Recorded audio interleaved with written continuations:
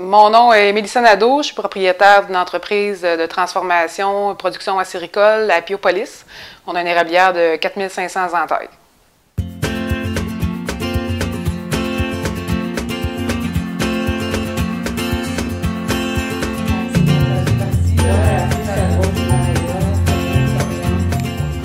Donc, je suis née à Sherbrooke, en fait, puis à l'âge de 11 ans, j'ai touché à l'agriculture dans un premier temps à Wotton, puis ma mère s'est mariée à Saint-Ludger sur une ferme laitière et acéricole. C'est vraiment là, en fait, que je suis tombée amoureuse de mon métier actuel, qui est l'acériculture. Donc, de l'âge de 11 ans jusqu'à aujourd'hui, j'ai toujours été impliquée dans l'entreprise familiale, finalement, chez ma mère et mon beau-père. Entre les deux, j'ai décidé à l'adolescence de changer, de m'en aller en restauration, transformation alimentaire pour revenir à mes premiers amours. Ça fait environ 10 ans que je travaille sur ce projet-là où je suis actuellement aujourd'hui. Puis finalement, on a acheté en 2017 l'érablière à Piopolis, qui était une érablière qui n'était pas à vendre, qui était à louer. Puis finalement, les propriétaires ont décidé de nous la vendre finalement parce qu'ils croyaient au projet.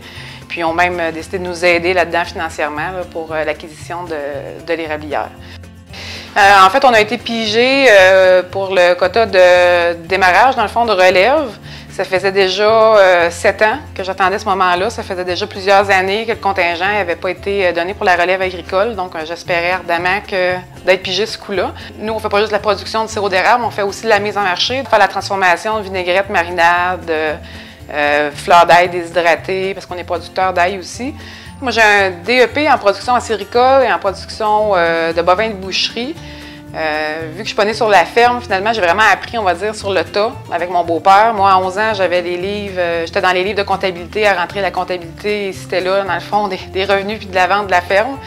Mon beau-père, c'est toute une tête de gestionnaire, donc on peut dire que j'ai vraiment hérité de ce côté-là, même si c'est pas mon père biologique.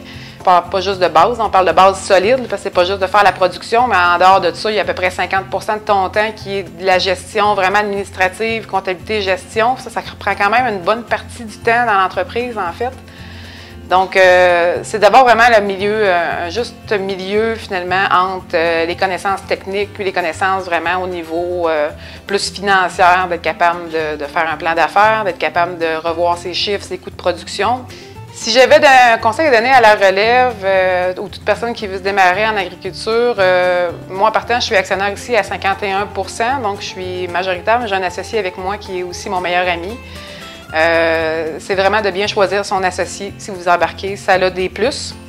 On peut partir tout seul, on fait ses affaires, on n'a pas personne à gérer, à s'occuper, mais n'empêche que je trouve qu'avec la complicité d'un associé, d'un ami surtout, on va beaucoup plus loin. C'est de choisir la bonne personne.